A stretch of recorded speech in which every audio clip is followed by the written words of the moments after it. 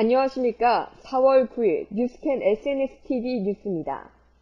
첫 소식은 이틀 앞으로 다가온 4.11 총선 소식입니다. 4.11 총선에서 새누리당과 민주통합당이 비례대표를 포함해 135석 전후로 박빙의 승부가 갈릴 것으로 전문가들은 예상했습니다. 이틀 앞으로 다가온 4.11 총선 결과에 대한 긴급 전문가 조사 결과 과반 의석을 차지하는 정당은 나오지 않을 것으로 예상했습니다. 전문가들은 민주당이 약간의 차이로 1당을 차지할 가능성이 높은 것으로 전망했습니다. 전문가들은 이번 선거의 최대 변수로 김용민 막말 파문을 꼽았습니다. 전문가들은 김용민 후보의 막말 논란이 민주통합당의 지지율을 2 내지 3%가량 떨어뜨릴 것으로 봤습니다. 여야의 막판 난타전도 가열되고 있습니다. 민주통합당이 김용민 후보의 막말 공세에 대항하기 위해 문대성 후보의 논문 표절, 하태경 후보의 친일 막말을 거론하자 새누리당은 정세균 후보의 박사학위 논문 표절 의혹을 제기했습니다. 갈수록 혼탁해지는 선거판입니다. 유권자 여러분들의 현명한 선택이 필요한 시점입니다. 투표는 4월 11일 오전 6시부터 시작됩니다. 꼭 투표에 참가하여 국민의 권리를 행사하시기 바랍니다. 다음은 북한 미사일 소식입니다. 북한의 인공위성 광명성 3호를 탑재한 장거리 로켓 은하 3호 발사가 14일로 예상되는 가운데 한국, 미국, 일본, 중국, 러시아 등 관련국이 발사 이후 대응 방안을 놓고 긴밀하게 움직이고 있습니다. 관련국들은 미사일 발사를 막아야 한다는 데는 모두 공감하지만 발사 이후 대처 방안에 대해서는 이견을 보이고 있습니다. 한미일 3국은 북한의 로켓 발사가 한반도 안보에 위협이 되는 만큼 강력히 대응한다는 방침입니다.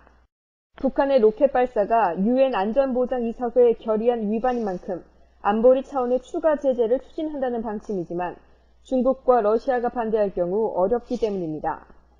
중국과 러시아는 미국과 일본 등 관련국을 상대로 과잉 대응을 자제할 것을 요구하고 있습니다. 정부는 유엔 안보리에서 의견이 모아지면 현재의 대북 제재보다 수위가 높은 제재안을 마련할 수 있다고 자신감을 보이고 있습니다. 미국도 독자적인 제재 방안을 추진하고 있는 것으로 알려졌습니다. 다음은 경제 관련 소식입니다. 현대 기아 자동차가 향후 글로벌 시장에서 800만 대까지 생산 능력을 끌어올린다는 야심찬 계획을 내놓았습니다. 최근 정몽구 현대차그룹 회장은 현대 기아차의 글로벌 생산량이 800만 대 수준으로 올라서면 서비스 품질 가치를 높여 질적 성장 체제로 전환하자고 주문한 것으로 전해졌습니다. 정 회장은 현재 진행 중인 국내외 생산 공장의 신증설이 끝나면 더 이상 공장을 짓지 말라고 지시했다고 전해졌습니다.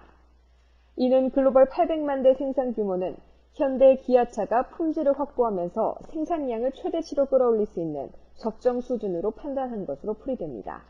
무주택 서민들이 싼 값에 내 집을 마련할 기회를 주기 위해 도입된 보금자리 주택이 분양이 잘 안 된다는 이유로 이미 주택이 있는 시민들에게 공급되고 있어 문제가 되고 있습니다. 소식 전해드립니다. 정부와 한국토지주택공사는 경기도 오산 세교택지개발지구 B1블록 보금자리 미분양 잔여 물량 696가구에 대해 유주택자에게도 청약 기회를 주고 있습니다. 미분양을 털기 위한 조치라고 합니다. 그러나 MB정부가 보금자리 주택을 도입한 것이 집 없는 서민을 위한다는 취지였고 정부의 재정과 국민주택기금이 투입된 점을 고려하면 유주택자에게 보금자리 주택을 분양하는 것은 정책 취지에 정면으로 배치된다는 지적입니다.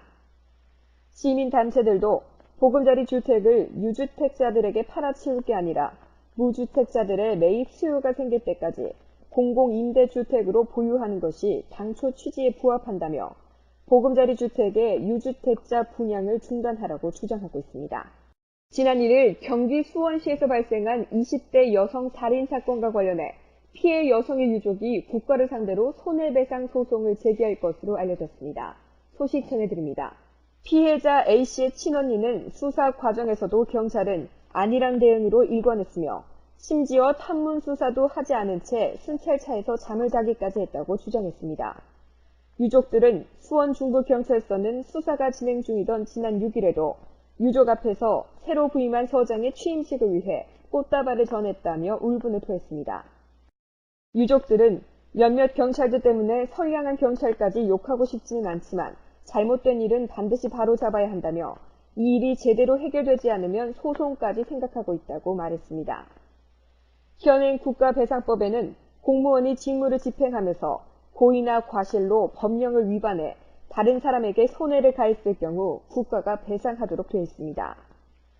반드시 소송을 해서라도 피해자의 억울한 죽음에 대한 보상과 함께 더 이상 무책임한 경찰이 우리나라에서 없어져야 한다는 것이 많은 국민들의 생각입니다. 이상으로 오늘의 뉴스를 마치겠습니다. 진행의 김조연이었습니다. 시청해주신 여러분 고맙습니다.